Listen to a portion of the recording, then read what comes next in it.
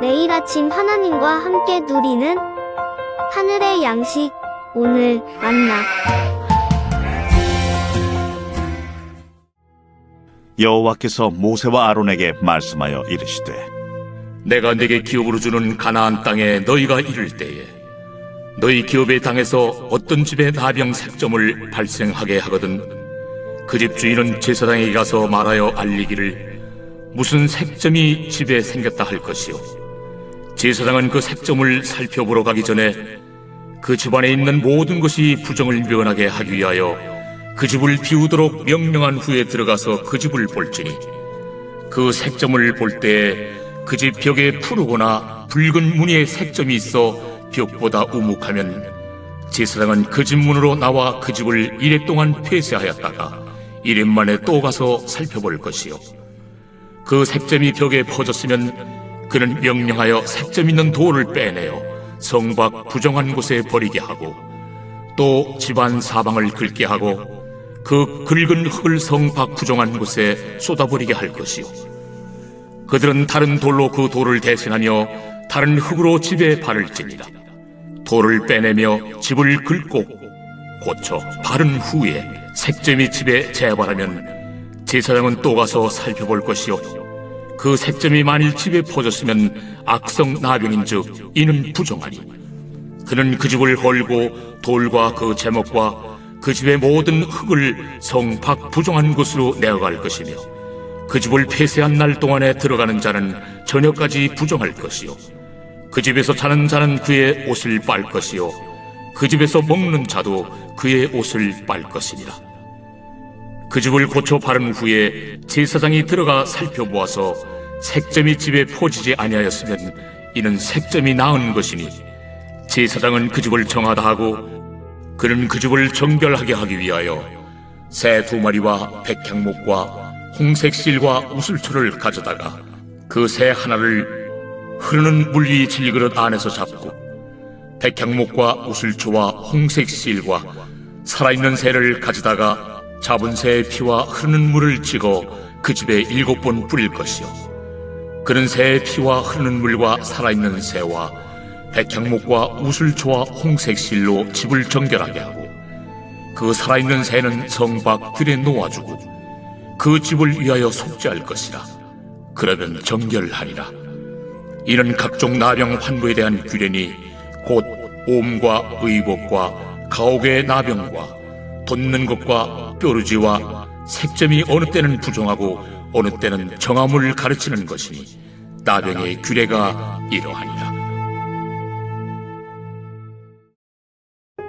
우리의 교만함대로 살아갈 때 이 하나님의 말씀은 심판의 근거가 되진 않지만 우리에게 교정의 역할을 해주어서 우리가 거룩함을 이룰 수 있도록 도와주는 역할을 합니다.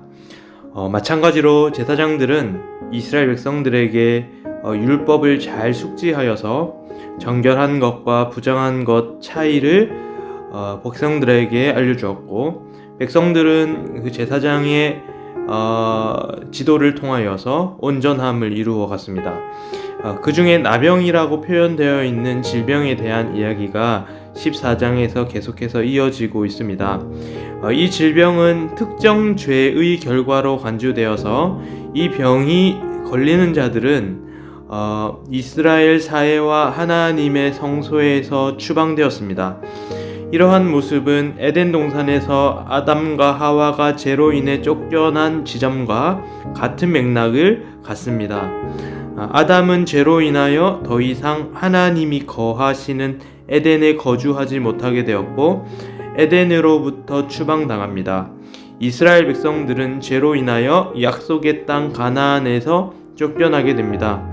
성경 전체는 죄와 하나님이 함께하지 못함을 지속적으로 우리에게 알려주고 있습니다. 신약시대에 오면 레위기서에 나병 환자들이 등장하는 것처럼 예수님이 그 나병 환자를 고치시는 것을 보여줍니다.